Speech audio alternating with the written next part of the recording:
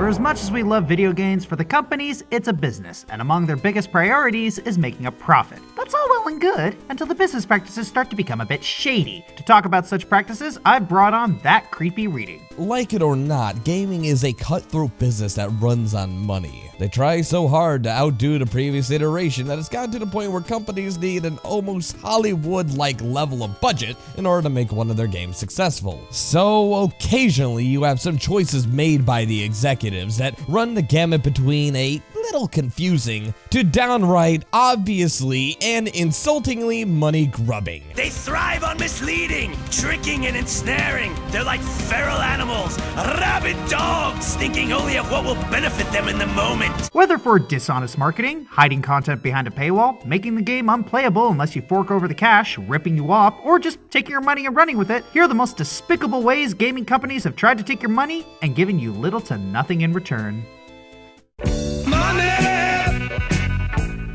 It's a crime. For the first scam on this list, we're actually willing to give Nintendo the benefit of the doubt. For one, Nintendo is relatively new to online gaming, so they tend to interact with it with gloves on. For instance, downloadable content is something they almost are scared to try. But when they usually do DLC, it harkens back to the old days when DLC were worth the price of administration. Look at all the fantastic DLC for Breath of the Wild or Hyrule Warriors. Despite some clear hesitation to immerse themselves in this market, they do have some home runs when they try. That being said, do you know how much the complete DLC for Super Smash Bros. For Wii U costs? If you add up all the DLC bundles for the Wii U version alone, you're looking at around $70. That's more than the game itself. It's even worse if you're aiming to grab the DLC for the Wii U and 3DS versions. Add up the prices of both games plus the DLC that is offered on both platforms, you're looking at over a $200 investment. I mean, sure, much of the DLC involves cosmetics and stuff for your Mii fighters, but a lot of this stuff isn't actually optional. If you want the full online experience, you have to fork over the cash to get every character so you can actually play with other people online. That's a substantial entry fee. When you take a step back and look at how pricey all this DLC is, it makes Smash Bros. Ultimate look all the more necessary, because it's including everything from the previous games from the get-go. At least, I hope that's the case. It's a likely sign that Nintendo knew they messed up, so much that a lot of games on the Switch nowadays aren't too heavy on the DLCs. Breath of the Wild and Super Mario Odyssey DLC were a simple garnish compared to the full game. And games that have a ton of DLC like Mario Kart 8 Deluxe are clearly being handled with a lot more care. Sometimes you just make a mistake, and that's totally fine. But unfortunately, we still gotta mention it anyway. Money! It's a crime. There was a time when Capcom was at the peak of popularity, to the point where they rivaled companies like Sega and Nintendo. They had Street Fighter, Mega Man, Resident Evil, Devil May Cry, and of course, Marvel vs. Capcom.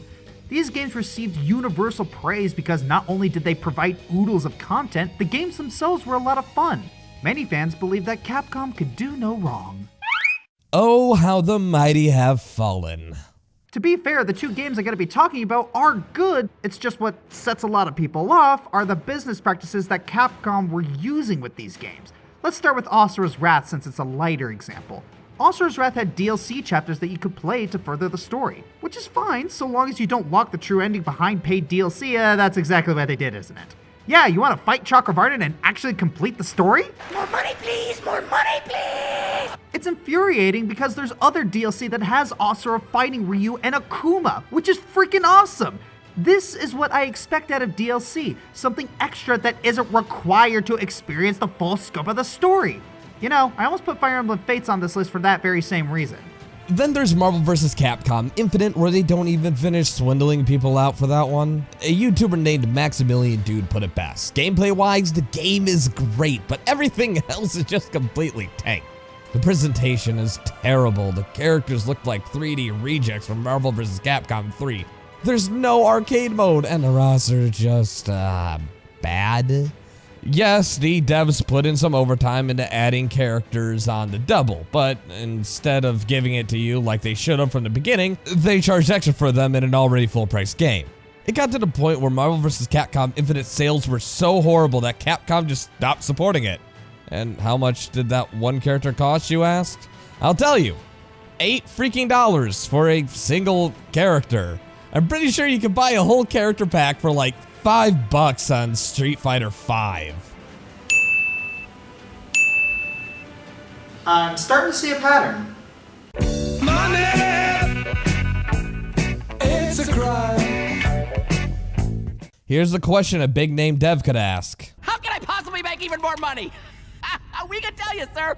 Behold the remake. You've already got a great framework for a game that people have already bought and already like. All you have to do is fix any problems the original had and maybe give it a little bit of a graphics update, polish it here, make it work on modern hardware. Half the work's already done for you. What could possibly go wrong?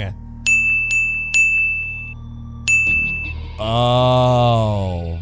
Yeah, contrary to what people might think, remakes are not as simple as taking the code of an old game and giving it a fresh coat of paint. There's a lot more work involved, and done well, a remake brings what has already been established and does it justice by fixing issues and giving players something that the original didn't. Dungeon Keeper didn't do that! Now, credit where credit is due, the Dungeon Keeper remake on surface level is actually pretty cool. The updated graphics are nice, and the game itself is very impressive. That is until you hit the 50-foot wall made from capitalism. The game was basically unplayable for having the totals you need for your dungeon being locked behind hours of wait time. Unless you forked over more money, of course. Because that's what I want to do. Money. I love giving them my money. Oh, that's not us trying to play up the scumbaggery. The game was self-aware and shameless about its practices. Look at this screenshot. Look at it! Yeah, polarizing. It's like EA is trying to make themselves look bad. Money, it's a crime. PUBG always felt like an early access game. A good early access game, but an early access game nonetheless. Even when they launched the game officially, there were bugs, crashes, hackers, and a whole bunch more. But nonetheless, even with all the negative press and how some YouTubers actually hated it, it didn't stop the success of the title. If the story were to end here, then yeah, I wouldn't include it on this list. However, the ugly head of greedy development and publishers shows ever brightly here. The once loved and greatly memed game started out with slow updates, then the constant threats of lawsuits being sent to other game studios such as Epic over their creation of Fortnite. The general gaming audience became more wary of PUBG's action and were ready to pounce if they stepped out of line. Right at the height of the annoyance with PUBG developers opted to pull an EA and retroactively add, you guessed it, loot boxes, which started to fester a rather annoying thing called a skin trading economy. You know, the worst part about CSGO? Yeah, I'm looking at you, Team Martin and Pro Syndicate. The game feels unfinished, yet it costs $30 and now we got loot boxes. But no, it does not end there, because now we got a battle pass. I mean, event pass. Yeah, loot boxes were not enough, so they added the event pass, and then that got so much backlash that they had to change the event pass just to calm people down. Even after it was revamped, it still offered less bang for your buck than the Fortnite battle pass that they ripped off. I mean, were inspired by. So where does this leave us? A game that was originally a whole game for $30 is now a freemium game for $30. Not only does it have loot boxes and other predatory monetization schemes, but it costs $30. I know I've said this, but when your biggest competitor, also known as one of the biggest active multiplayer games around, Fortnite, can do a cheaper battle pass that offers more rewards and content and no loot boxes and finally has fun multiplayer that is updated more frequently, you can only wonder why PUBG is being overtaken by its competitors and bleeding players faster than these leeches are bleeding me right now. I hope I can get that. Money, it's a crime. The Modern Warfare series holds a special place in my heart. Even though I played Halo beforehand, I never really decided to give FPSs a chance. I thought they were drab and unoriginal, and didn't think they had anything to offer, and Halo Combat Evolved was the exception. That was until I played Call of Duty 4 Modern Warfare, and it blew my freaking mind. haters gonna hate, but no one can deny that Modern Warfare 1 and 2 changed the game, before steadily going downhill. Their practices get more and more money grubby with each installment, with overpriced special edition season passes, anything to nickel and dime you, which eventually culminated in a Modern Warfare remaster debacle. Now, the remaster itself is great. Seeing such a clean and polished graphical update to a piece of gaming history is always welcome, you know, as long as you do it right. Oh, there were little details that were added that enhance the story. The nuke scene is twice as harrowing, and it's all glammed up, which is even more fun. But the problem is what Activision decided to do. Hold it hostage unless you bought the special edition of Call of Duty Infinite Warfare. I know a lot of people who only bought that game because they wanted to play Modern Warfare, and the guys who didn't want to support the shoddy business practice had to wait a whole year before they could live out their nostalgia. I swear, if they pull this stunt with Modern Warfare 2, I'm probably gonna buy it. You're what's wrong with this industry, Scorcher! Money!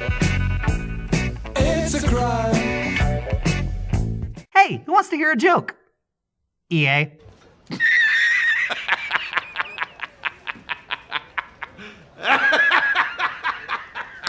You know, there was a time when EA actually wasn't the butt monkey of the gaming industry. They had some decent games in their repertoire, one of which was Star Wars Battlefront back in 2004. As far as licensed games go, Battlefront is one of the best. Smooth gameplay, an awesome single-player campaign, all of it went so well that they released a sequel a year later, and that too was received rather positively. And with the Riptide of remakes seeing a lot of success lately, EA DICE jumped on the bandwagon with the revival of Star Wars Battlefront for the latest generation consoles, and then they screwed it up.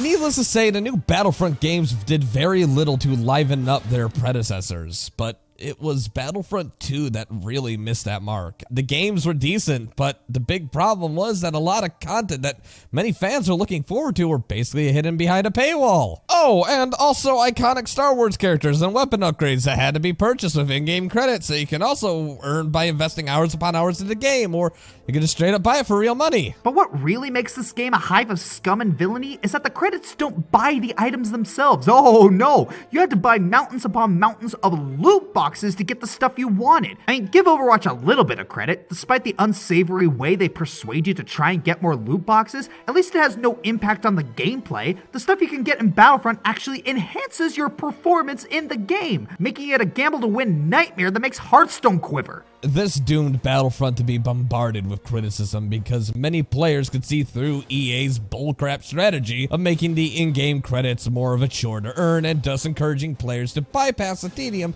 by instead putting them through the microtransaction hell. And what does EA have to show for it? Underperformance in sales, specifically due to the loot box controversy, a downgrade in their total stocks, and a swift kick in the boot by Disney itself. EA, how many times do we have to bash you before you get your act together? I love the young people. Money! It's a crime. Hey, did you know that there's a Mega Man 11 coming out? Neither did I. Can you blame me? What with Capcom not doing anything with its main series for 8 years, or the X spinoff for 14 years, or the Zero spinoff for 11, or Battle Network for 3, or Legends for 18? Dude. Your tears are delicious. Fans were so desperate for some Blue Bomber that KG It's Practically Done Inafune promised to do the same game under a different name, Mighty Number 9. The designs looked good, there was some talent brought on board, and at the start, Inafune was very open about the design process. The Kickstarter had some good rewards, which fans were more than happy to throw money at, over $4 million in fact. And that's when things went downhill. There was this odd art style change that seemed to the general audience to be a massive downgrade. They kept adding more and more stretch goals that were way over budget and required too much manpower, so they had to look to investors outside of Kickstarter. They then partnered with a AAA publisher and, due to the massive number of ports, had to delay the game 4 times. Oh, but it doesn't stop there. They released 2 more Kickstarters, one for a separate game called Red Ash, and another one for an anime about a separate project, and both of them had very sketchy things going on behind the scenes. like announcing a new development studio when it didn't look like they were getting funded. And while there still is a lot of sketch that went behind the scenes, I feel like it's our duty to help kind of decipher what the hell just happened here. When the game finally came out, some people couldn't even get their hands on it due to broken codes. And the game, well, I think the Metacritic score speaks for itself. I think we know now who's crying like an anime fan on prom night. It's a crime.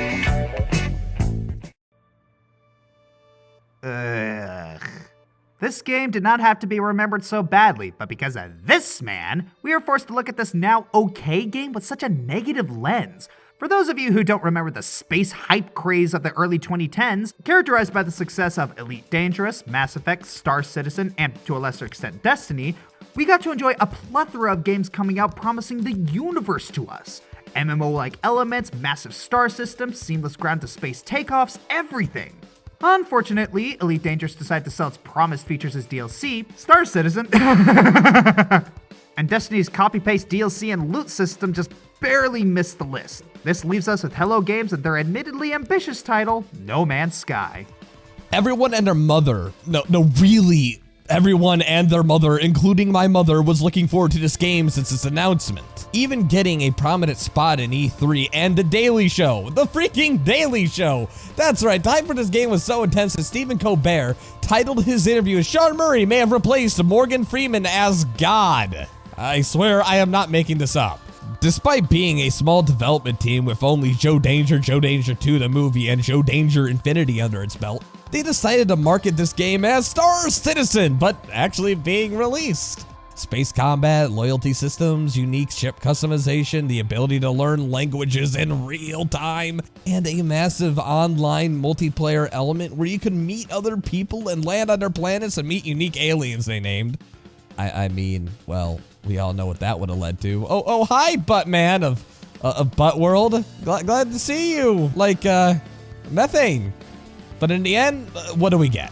We dig, in our mind the whole day through. To dig.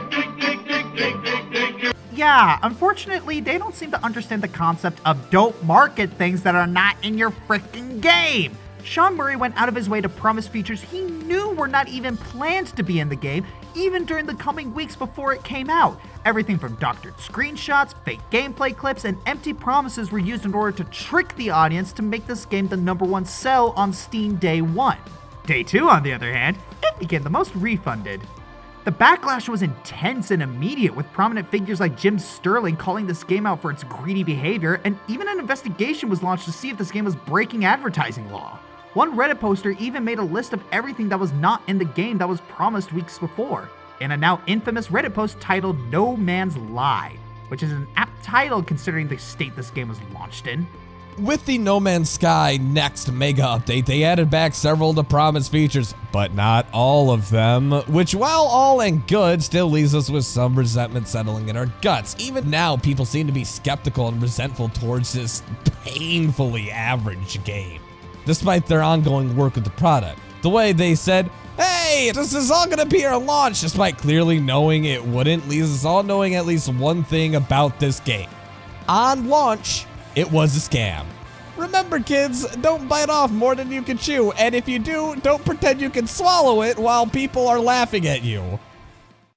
Money! It's a crime. Every time you see the Kodash logo, that's a good idea to know that you can start saving your money because, God, don't buy anything from them. Originally starting off as a Kickstarter for a game titled Starforge, which basically was like Minecraft but cool. You know, when Minecraft was still a popular thing to rip off, Kodash made their goal and then some. Using the extra funds, they ended up hiring a few ex-BioWare devs. Development started off fast and furious, and we even saw a few massive updates every couple of months. But then the updates started slow. Mega updates became far and few between. Then Starforge became one of the first early access games on Steam. Updates were slow, community managers would get hired and fired without alerting the community, and forums were deleted en masse. Eventually, Starforge became the most disliked game on Steam, quite literally causing the devs to take the game down and release it for free, only for another Kickstarter to be launched. This time it was for Reign of Kings. It's like Minecraft, but cool and medieval, and you had to work with your friends to build castles, and there were so much cool things that there were supposed to be in it.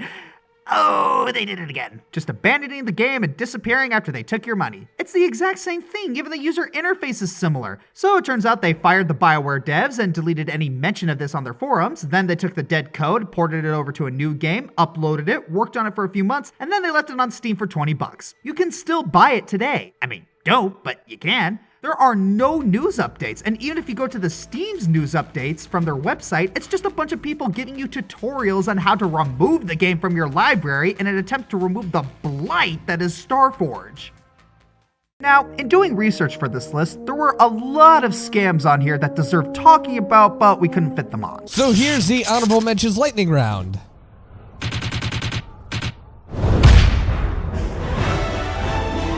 MechWarrior Online, Supply Cash Lottery. DayZ Standalone, Perpetual Early Access Hell. Star Citizen, Development Hell, along with a $27,000 bundle. Destiny, the entire franchise. Fire Emblem Fates, have to buy 3 games to complete the story. Final Fantasy All the Bravest, unplayable without nickel and diming. Tony Hawk Pro Skater 5, full price demo that you might not be able to play in a few years. Evolve, empty $100 game with microtransactions and day one DLC that we're pretty sure was cut from the original game. Watch Dogs, Dishonest Marketing, then a downgrade from the E3 presentation, also intentional crippling of its own game. Payday 2, retroactive loot boxes. The War Z, man I miss Total Biscuit. Metal Gear Survive, paying for save subs. I mean, what the fuck?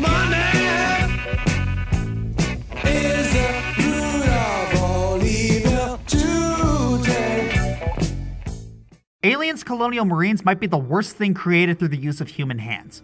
I mean, technically it's not, but it feels like it is. Aliens Colonial Marines started off as a fateful survival horror game where you had to avoid these horrifying xenomorphs while you progressed through a terrifying story that would present the original movies in a whole new context. The E3 trailer showed us dark hallways, blockades, and interesting xenomorph AI. Honestly, this game was hyped to high heck, and all the horror junkies were frothing at the mouth to get a look at this game, which promised asymmetrical multiplayer like previous incarnations of the Aliens franchise, and a terrifying story which looked to be a blend of Alien Isolation, the good one, and previous Alien games like Alien vs. Predator, a much-loved cult classic of the last generation. These demos looked to be perfect. They had one job, and guess what? They screwed it up. When the game launched, half the missions were just you fighting generic Soldier Boy enemies. The Aliens AI was screwed because of a bug which tethered the AI to react to the environment was misspelled, making him act like brain dead.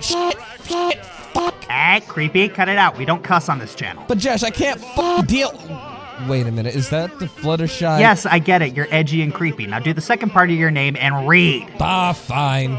Basically, most of the promised features were not even in this game. This game took way too long to even come out, all the demos misrepresented the game in full, and the amount of bullshot, haha, I said bullshot, not oh, fuck you, which is when a game company takes screenshots and photoshops them to be even better than they're supposed to be. It was insane. There's so much broken code and just broken promises that even the head of Gearbox ended up throwing in massive shade against people like Jim Sterling. This game was a scam by every stretch of the imagination, and more deserving of #1. I'm Fiery Joker. I'm ThatCreepyReading. And as horror fans, it really does sadden us to see something like this with this amount of potential at the #1 spot. As trolls, on the other hand, Fuck this. Cut!